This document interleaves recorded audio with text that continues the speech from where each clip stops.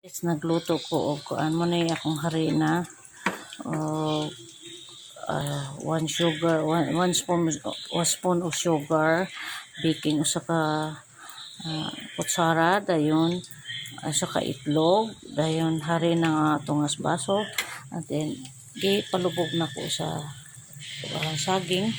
Amo ni tawag nga sa Bisaya pinaypay.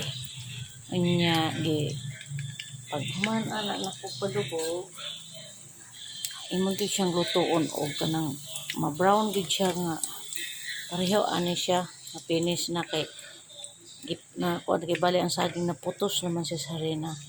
So karon finish na ni siya. Pwede na siyang ready na siyang kaunon.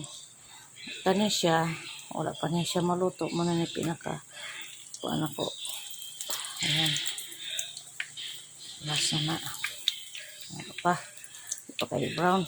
So ato ano pa brown og maayo guys kay para luto sa sulod.